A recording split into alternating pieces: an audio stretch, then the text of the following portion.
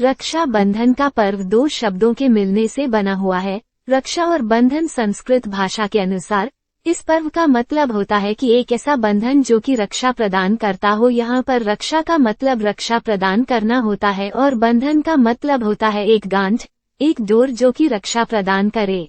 भविष्य पुराण में ये लिखा हुआ है कि जब असुरों के राजा बाली ने देवताओं के ऊपर आक्रमण किया था तब देवताओं के राजा इंद्र को काफी क्षति पहुंची थी।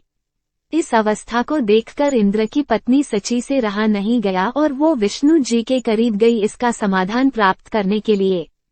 तब प्रभु विष्णु ने एक धागा सची को प्रदान किया और कहा कि वो इस धागे को जाकर अपने पति के कलाई पर बांध दें।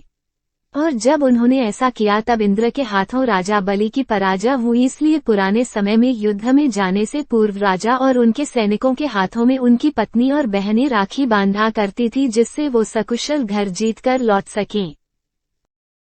माता लक्ष्मी और राजा बलि की कहानी। असुर सम्राट बलि एक बहुत ही बड़ा भक्त था भगवान विष्णु का। बलि की इतनी ज्यादा भक्ति से प्रसन्न होकर विष्णु जी ने बलि के राज्य की रक्षा स्वयं करनी शुरू कर दी। ऐसे में माता लक्ष्मी इस चीज से परेशान होने लगी क्योंकि विष्णु जी अब और वैकुंठ पर नहीं रहते थे। अब लक्ष्मी जी ने एक ब्राह्मण औरत का रूप लेकर बलि के महल में रहने लगी।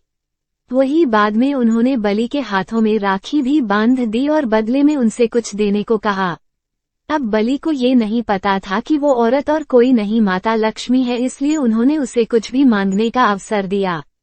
इस पर माता ने बलि से विष्णु जी को उनके साथ वापस वैकुंठ लौट जाने का आग्रह किया। इस पर चूंकि बलि से पहले ही देने का वादा कर दिया था इसलिए उन्हें भगवान विष्णु को वापस लौटना पड़ा। इसलिए राखी को बहुत से जगहों में बलेवा भी कहा जाता है। कृष्ण और द्रौपदी की कहानी। लोगों की रक्षा करने के लिए भगवान कृष्णा को दुष्ट राजा शिशुपाल को मारना पड़ा। इस युद्ध के दौरान कृष्ण जी की अंगूठी में गहरी चोट आई थी जिसे देखकर द्रौपदी ने अपने वस्त्र का उपयोग कर उनकी खून बहने को रोक दिया था। भगवान कृष्ण को द्रौपदी की इस कार्य से काफी प्रसन्नता हुई और उन्होंने उनके साथ एक भाई बहन का रिश्ता निभाया। वहीं उन्होंने उनसे ये भी वादा किया कि समय आने पर वो उनका जरूर से मदद करेंगे।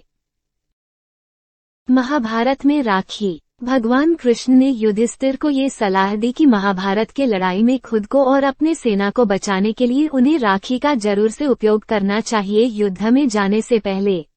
इस पर माता कुंती ने अपने नाती के हाथों में राखी बांधी थी, वही द्रौपदी ने कृष्ण के हाथों पर राखी बांधी थी। संतोषी मां की कहानी। भगवान गणेश के दोनों पुत्र शुभ और लाभ इस बात को लेकर परेशान थे कि उनकी कोई बहन नहीं है, इसलिए उन्होंने अपने पिता को एक बहन लाने के लिए जिद की। इस पर नारद जी के हस्तक्षेप करने पर बाध्य होकर भगवान गणेश को संतोषी माता को उत्पन्न करना पड़ा अपने शक्ति का उपयोग कर। वही ये मौका रक्षा बंधन ही था जब दोनों भाइयों को उनकी बहन प्राप्त हुई। यम और यमुना की कहानी। एक लोककथा के अनुसार मृत्यु के देवता यम ने करीब 12 वर्षों तक अपने बहन यमुना के पास नहीं गए। इस पर यमुना को काफी दुख हो गई। बाद में गंगा माता के परामर्श पर यम जी ने अपने बहन के पास जाने का निश्चय किया। अपने भाई के आने से यमुना को काफी खुशी प्राप्त हुई और उन्होंने यम भाई का काफी ख्याल रखा। इस पर यम काफी प्रसन्न हो गए और कहा कि यमुना तुम्हें क्या चाहिए, जिस पर उन्होंने कहा कि मुझे आपसे बार बार मिलना है, जिस पर यम ने उनकी इच्छा को पूर्ण भी कर दिया। इससे यमुना हमेशा के लिए अमर हो गई। ये कुछ कहानियां हैं जिसका प्रमाण हमें पुराण में मिलता है। आशा करते हैं कि आपको पता चल गया होगा कि हम रक्षाबंधन का त्योहार क्यों मनाते हैं। अगर आपको हमारी यह वीडियो अच्छी लगी हो तो प्लीज चैनल को लाइक, सब्सक्राइब और साथ ही बेल आइकन को प्रेस कर ले ताकि इसी तरह की और वीडियो सबसे पहले आप तक पहुंच सके। धन्यवाद।